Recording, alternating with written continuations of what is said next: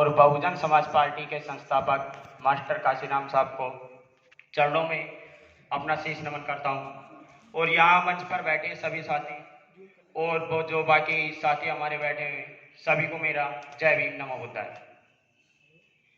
अभी यहाँ पर इतने साथियों से पूछा गया कि कौन बोलेगा कौन बोलेगा। ये बहुत ज्यादा कमी है हमारे अंदर। कमी किस चीज की कि हमसे आज अगर इन 100-200 आदमी में नहीं बोलना आ रहा तो आने वाले टाइम में हम कभी आगे नहीं बढ़ पाएंगे। जब भी मौका मिले कुछ जो भी आता हो कुछ तो बोलने की कोशिश करो। आज अगर गलत बोलोगे तो कल उस चीज को देखोगे सुधार तुम अपने अंदर खुद लेकर आओगे। जब तुम अपना कमी को अपने अंदर से महसूस करोगे तो सुधार भी आएगा, और जब सुधार आएगा तो एक टाइम ऐसा होएगा कि आप भरी महफिल में उस महफिल को अपनी तरफ खींच सकते हो। आज जो आपने नाम सुना है मोदी मोदी, वो सिर्फ किस चीज की वजह से है? सिर्फ उस बंदे कुछ नहीं है, बस उनके बोलने की पावर है। उस चीज को भी हम अपने अंदर कर सकते हैं। उस महफिल में जो बीजेपी की पार्टी में जो आदमी जाते हैं सब हमारे समाज के आदमी जाते हैं, कोई और गैर आदमी नहीं जाता। कभी भी जाएगा देख लेना, पार्टी का वहां चेक कर लेना, पूछ लेना वहां कार्यकर्ताओं से किस समाज से हो, कितने रुपए में आए हो, पूरी जानकारी आपको मिल जाएगी।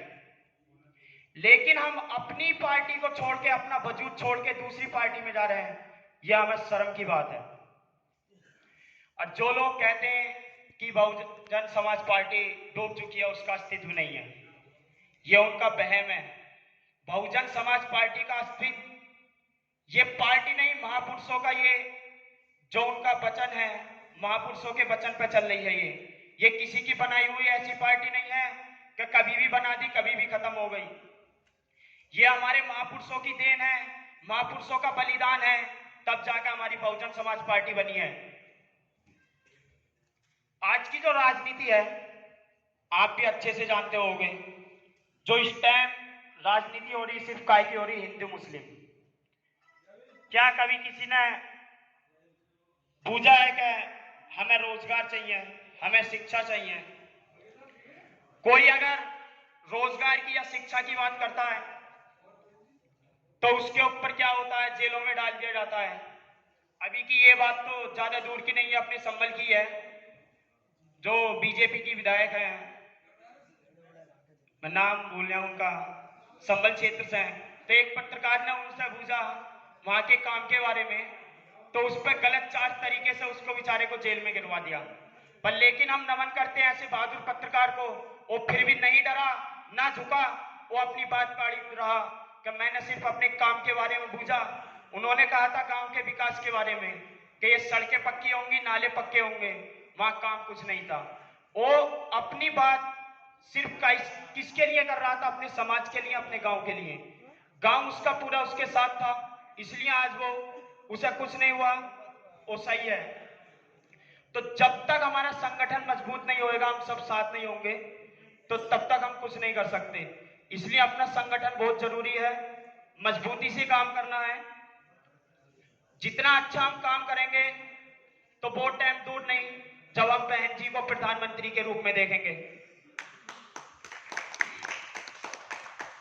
क्योंकि आज की जो युवा पीढ़ी है, जो हमारे पहले जमाने जो हमारे दादा चाचा ताऊ हैं, वो तो बहुजन समाज से जुड़े हुए हैं।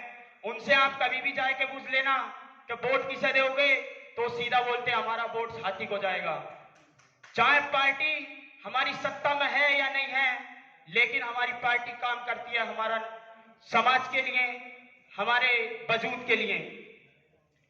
आपको पता है दलित और मुस्लिम के वोट की वैल्यू कब से बढ़ी? जब से बहुजन समाज पार्टी का उदय हुआ।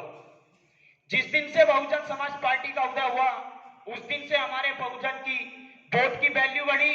दूसरे पार्टी के लोग हमारे घर तक आते हैं अब हमारा वोट मांगने के लिए, तो उस वोट का हमें अपने समाज के लिए, जो हमारे समाज के हक की बात करता है, उसको वोट देकर उसी को हमें सत्ता में वापस लाना है। आज कहीं भी बात कर लो, जब बात आती है किसी सरकार की उत्तर प्रदेश के अंदर, तो सभी कहते हैं कि सरकार थी तो सिर्फ एक थी, बहुजन समाज पार्टी। बाकी तो सत्ता में आते हैं, माल मलाई लूटते हैं और चले जाते हैं, लेकिन बहुजन समाज पार्टी जब सत्ता में आती है तो बात करती है बहन बेटियों के हक की, वो बात करती है गरीबों की, वो बात करती है बेरोजगारों की, लेकिन बाकी कोई भी पार्टी बात नहीं करती। आज के टाइम में इतनी नफरत हो चुकी है हमारे अंदर, जो हमारा समाज है, देश है, वो भी हमारा बट चुका है, टूट चुका है। देश दो उसमें टूट चुका है, सिर्फ कायम है हिंदू और मुस्लिम में। तो उसी के लिए एक शायरी आपको कहना चाहूंगा कि यकीन हो या ना हो, बात तो यकीन की है, कि यकीन हो या ना हो, बात तो यकीन की है, हमारे जिस्म की मिट्टी इसी जमीन की है। मेरे वतन के सभी लोग मेरे भाई भाई हैं, मेरे वतन के सभी लोग मेरे भाई भाई हैं, ये दूरियों की सियासत किसी कमीन की है।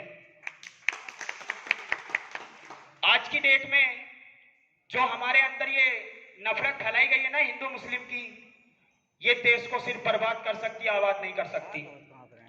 हम बात करते हैं रोजगार की तो बात करते हैं मंदिर की, हम बात करते हैं बहन बेटियों के बचाव की, वो बात करते हैं मंदिर बनाने की। तो हमें मंदिर नहीं चाहिए, हमें चाहिए स्कूल, और स्कूल का काम सिर्फ बहुजन समाज पार्टी कर सकती है। बहुजन समाज पार्टी के काल में 4 साल की मुख्यमंत्री रह चुकी हैं, उन्होंने इतने स्कूल खुलवाए, यूनिवर्सिटी खुलवाई, आईआईटी कॉलेज खुलवाए, इतना आज तक कोई किसी भी पार्टी के नेता ने नहीं किया है। आगे कहना चाहूंगा कि इतनी मोहब्बत में कशिश चाहते हैं हम, इतनी मोहब्बत की कशिश चाहते हैं हम, एक इंसान के गम में दूसरा इंसान तड़प उठे, एक इंसान के गम में दूसरा इंसान तड़प उठे। काश इतना प्यार दोनों तरफ के दिलों में हो, हिंदू का दिल दुखे तो मुसलमान तड़प उठे। ये जो हिंदू मुस्लिम की राजनीति करते हैं ना, ये सिर्फ आने वाली पीढ़ी के लिए, आपके बच्चों के लिए कुछ नहीं कर पाएंगे। ये बस हिंदू मुस्लिम करके वोट तो आपसे ले लेंगे, लेकिन हक की बात नहीं कर पाएंगे कभी भी। हमें आने के टाइम में अगर बहुजन समाज पार्टी बहन जी को प्रधानमंत्री के रूप में देखना है, तो यहाँ जितने भी कार्यकर्ता आए हुए हैं, अध्यक्ष हैं, हमारे सचिव हैं, बूथ अध्यक्ष हैं, आज से इसी वक्त से मजबूती से अपना काम करना होगा, अपनी जिम्मेदारी समझनी होगी। दूसरी चीज, हमारे समाज के लोगों को टाइम बहुत कम है, वो आज की मीटिंग से आपको मालूम पड़ गया होगा। आज ही अगर यहाँ भागवत गीता चलती हुई होती या किसी चीज का पाठ पढ़ाया जाता, तो शायद मेरे को उम्मीद है कि गार्डन के बाहर तक भीड़ होती, चाहे उसको दर्शन हो या ना हो, लेकिन भीड़ कहां तक होती? बाहर तक, हो सकता है अड्डे तक होती। पर लेकिन आज पार्टी का काम है, हम अपनी खोई हुई सत्ता को वापस लाना चाहते हैं, उसका काम है, तो यहाँ कोई आदमी नहीं है। तो जितने भी कार्यकर्ता आए हुए हैं, वो अपना पद की जिम्मेदारी को समझे, अच्छे से काम करेंगे, तो वो टाइम दूर नहीं जब हम बहन जी को प्रधानमंत्री के रूप में देखेंगे। आगे मिलेगी मंजिल ये ईमान रखते हैं, मिलेगी मंजिल ये ईमान रखते हैं, हम अपनी रहनुमाई के लिए कुरान रखते हैं।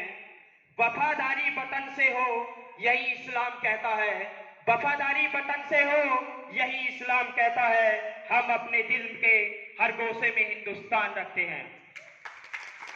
जो लोग कहते हैं ना कि मुसलमान आतंकी हैं, दगाबाज हैं, ये उनके लिए थी। हर एक मुसलमान कोई आतंकी नहीं है, कोई मुसलमान देश का गद्दार नहीं है। गद्दार वो होता है जो देश के खिलाफ खड़ा हो, जो देश के बारे में न सोचे, अपने बारे में सोचे। आज की इस समय की जो सत्ता है वो आतंकवाद है। आप खुद देख सकते हो उसका काम क्या, काम है उसका, देश के अंदर क्या राजनीति चल रही है। तो आतंकी कौन है उन्हें खुद समझ में आ जाएगा। मोहब्बत से तुम सभी को इतना समझाओ, मोहब्बत से तुम सभी को इतना समझाओ कि दुश्मन को वार हर तरीके से रुकेगा, कि दुश्मन का वार हर तरीके से रुकेगा, भारत का तिरंगा ना झुका है कभी ना झुकेगा। अपनी वाणी को विराम देते हुए सभी साथियों को जय भीम नमः होता है।